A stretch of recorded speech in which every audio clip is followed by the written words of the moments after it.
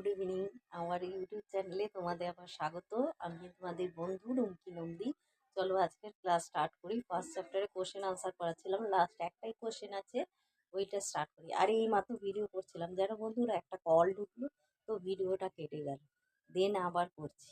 তো চলো, hyper vitaminosis জীবদেহে যদি প্রয়োজনের তুলনায় অধিক ভিটামিন গ্রহণ করলে তাকে hyper vitaminosis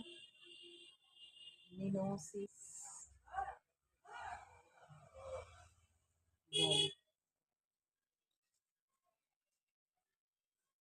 hyper vitaminosis, vitamin A ও বি এর হাইপার ভিটামিনোসিসের লক্ষণগুলো কি কি? নেক্সট কোশ্চেন, ভিটামিন এ ও বি এর হাইপার যদি অত্যধিক গ্রহণ করা হয়, হাইপার ভিটামিনোসিসের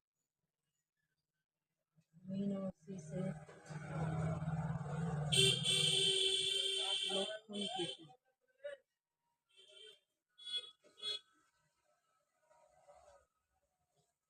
আনসার কি? ভিটামিন যদি অধিক পরিমাণে গ্রহণ করা হয় তাহলে কি হবে?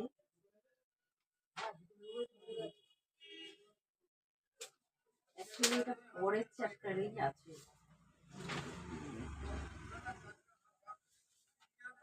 এটা যে বুঝেছো বন্ধুরা, এটা তোমার পরের চ্যাপ্টারেই আছে। ভিটামিন ই যদি অধিক গ্রহণ করা হয় তাহলে কি হবে? অত্যাধিক ভিটামিন এ গ্রহণের প্রভাবের লক্ষণ। এর লক্ষণগুলো হচ্ছে দৈহিক ওজন হ্রাস,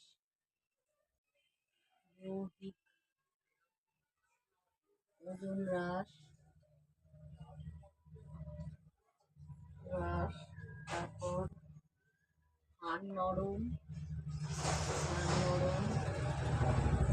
ত্বক খসখসে, খসখসে,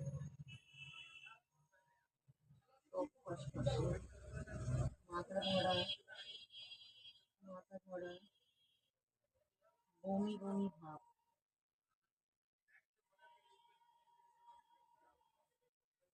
এটা হচ্ছে এর লক্ষণ। ভিটামিন ডি এরও অধিক পরিমাণে যদি গ্রহণ করা হয় তাহলে তার লক্ষণ কি হবে?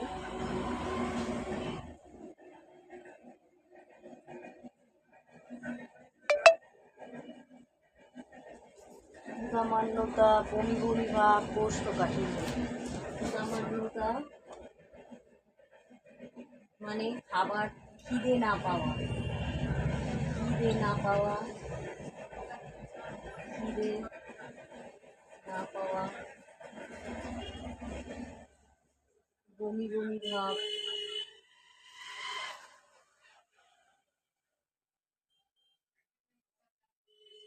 বমি বমি ভাব, খিদে না পাওয়া, আর একটা হচ্ছে ক্ষুধামান্যতা, বমি বমি ভাব, এটা নেওয়ার কোষ্ঠকাঠিন্য। কোষ্ঠকাঠিন্য